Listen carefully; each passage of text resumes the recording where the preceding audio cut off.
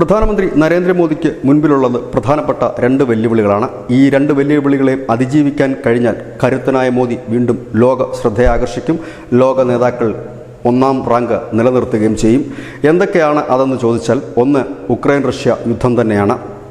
ഈ യുദ്ധം മോദി വിചാരിച്ചാൽ അവസാനിക്കുമോ എന്ന് ചോദിക്കുന്നവരുടെ നമുക്ക് അനവധി ചോദ്യങ്ങൾ തിരിച്ചു ചോദിക്കാനുണ്ട്. ഒരു യുദ്ധമുണ്ടാവുക എന്ന് പറഞ്ഞാൽ വളരെ എളുപ്പമായ കാര്യമാണ്. കാരണം രണ്ട് കൂട്ടരുടെ വകതിരിവില്ലാത്ത ചില തീരുമാനങ്ങൾ ഒരു യുദ്ധത്തിൽ കലാശിക്കും. പക്ഷേ സമാധാനം ഉണ്ടാക്കിയെടുക്കുക വളരെ പ്രയാസകരമായ കാര്യമാണ്. കാരണം യുദ്ധം ഉണ്ടാകുമ്പോൾ അതിനെ അനുകൂലിച്ചുകൊണ്ട് ഒരു ജനത നിൽക്കും. പക്ഷേ യുദ്ധം പകുതി പിന്നിടുമ്പോൾ ആ ജനത തന്നെ അതിൻ്റെ ദുരിതം അനുഭവിക്കുകയും ചെയ്യും. യുദ്ധം അവസാനിക്കുമ്പോൾ ആ ജനതയിലെ ഒരു ചെറിയ വിഭാഗം ഉയർത്തുന്നൊരു വലിയ ചോദ്യമുണ്ട്, ഈ യുദ്ധം കൊണ്ട് എന്ത് നേടിയെന്ന്. പക്ഷേ ആ യുദ്ധം കൊണ്ട് നേടിയതിനേക്കാൾ ഉപരി ആ യുദ്ധം നീണ്ടുപോയാൽ നഷ്ടപ്പെടുമായിരുന്നതിനെക്കുറിച്ച് ആരും ചിന്തിക്കുകയില്ല. യുദ്ധം AC റൂമിലിരുന്ന് ഫുട്ബോൾ മാച്ച് പോലെ കണ്ടുരസിക്കുന്ന ഒരു വലിയ വിഭാഗമുണ്ട് ഈ ലോകത്തെമ്പാടും. അത്തരക്കാരെ രസിപ്പിച്ച് മുൻപോട്ട് പോവുകയാണ് പലരും ചെയ്യാറുള്ളത്. പക്ഷേ ഇവിടെ യുദ്ധം ഒന്നിനും ഒരു പരിഹാരമല്ല എന്നാണ് ഇന്ത്യയുടെ നിലപാട്. എക്കാലത്തും വെടിയുണ്ടകൾക്ക് നടുവിൽ സമാധാനമുണ്ടാകില്ല എന്ന് നാം ഉറക്കെ പറയാറുമുണ്ട്. ഇതുതന്നെയാണ് ഉക്രൈൻ വിഷയത്തിൽ നമ്മുടെ നിലപാട്.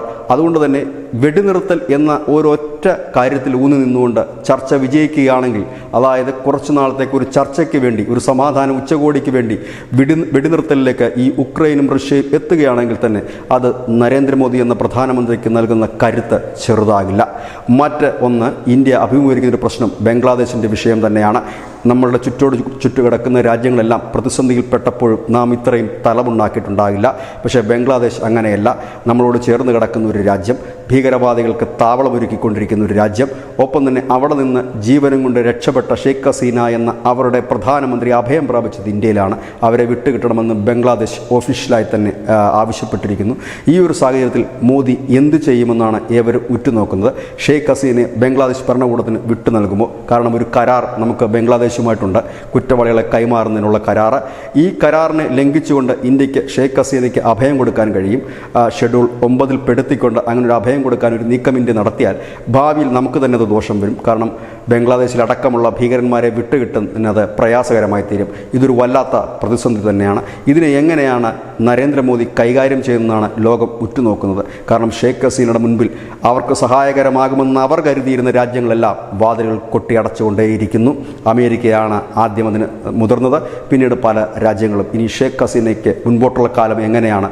മോദിയുടെ സംരക്ഷണയിൽ ഇന്ത്യയിൽ തന്നെ തുടരുമോ, അതോ മോദി ലോക കോടതിക്ക് മുമ്പിൽ ഷെയ്ഖ് ഹസീനെ ഹാജരാക്കുമോ എന്നുള്ളതാണ് ഏവരും ഉറ്റുനോക്കുന്നത്.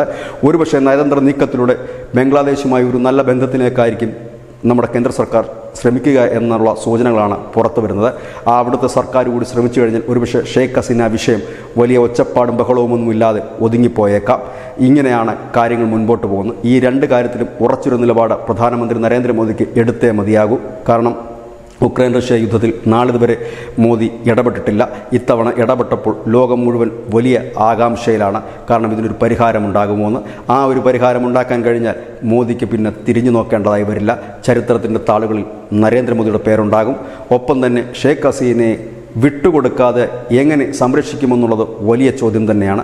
അതിലും എന്തെങ്കിലും ഒരു തന്ത്രമൊരുക്കി അതിൽ വിജയിക്കാനായാൽ അത് രാജ്യത്തിൻ്റെ യശസ് മാത്രമല്ല, പ്രധാനമന്ത്രി എന്ന നിലയിൽ അദ്ദേഹത്തിൻ്റെ കരുത്ത് വർദ്ധിപ്പിക്കുകയും ചെയ്യും. അപ്പോൾ ഉടനടി, അതായത് അധികം വൈകാതെ തന്നെ തീരുമാനമെടുക്കുകയും അല്ലെങ്കിൽ നടപ്പാക്കുകയും ചെയ്യേണ്ട രണ്ട് കാര്യങ്ങൾ, അതൊരു വലിയ ചോദ്യചിഹ്നമായി നിൽക്കുന്നു. അതിനുത്തരത്തിന് അധിക നാൾ അലയേണ്ടി വരില്ല. ഏറ്റവും വളരെ പെട്ടെന്ന് തന്നെ അതിനൊരു ഉത്തരം ലഭിക്കുക തന്നെ ചെയ്യുമെന്നാണ് പ്രതീക്ഷിക്കുന്നതും. ഏതായാലും ഈ രണ്ട് വിഷയങ്ങൾ, ഒന്ന് റഷ്യ ഉക്രൈൻ യുദ്ധം, അതിൽ വെടിനിർത്തലിലേക്ക് എത്തിക്കാൻ കഴിഞ്ഞാൽ ചർച്ചകൾ പിന്നീട് നടക്കുന്ന കാര്യമാണ്. ആ ചർച്ചകളിലെ ഡിമാൻഡുകൾ പിന്നീട് ചർച്ച ചെയ്യപ്പെടുന്ന കാര്യങ്ങളാണ്. ആ ഡിമാൻഡുകൾ ചർച്ച ചെയ്യണമെങ്കിൽ സമാധാനമായ ഒരു അന്തരീക്ഷം ഉണ്ടാകണം. സമാധാനമായ അന്തരീക്ഷത്തിലാണ് കുറച്ചു നാളത്തേക്ക് വെടിനിർത്തലിലേക്ക് എത്തപ്പെടുന്നത്. അങ്ങനെ ഒരു വെടിനിർത്തലിലേക്ക് എത്തിക്കാൻ മോദിക്ക് കഴിഞ്ഞാൽ ലോക നേതാവെന്ന പട്ടം കാത്തു സൂക്ഷിക്കാം. ഒപ്പം തന്നെ ഷെയ്ഖ് ഹസീനെ വിടാതെ സംരക്ഷിക്കുകയും ബംഗ്ലാദേശുമായിട്ടുള്ള വിഷയങ്ങൾ രമ്യതമായി പരിഹരിക്കുകയും ചെയ്താൽ ഇന്ത്യയിൽ നരേന്ദ്രമോദി വീണ്ടും റീലോഡഡ് ആകും. പഴയ കരുത്തുമായി വീണ്ടും കുതിച്ചുപായും. ഇത് തന്നെയാണ് ന്യൂസ് നമ്മൾ അതിൻ്റെ പോയിൻ്റ്. നന്ദി, നമസ്കാരം.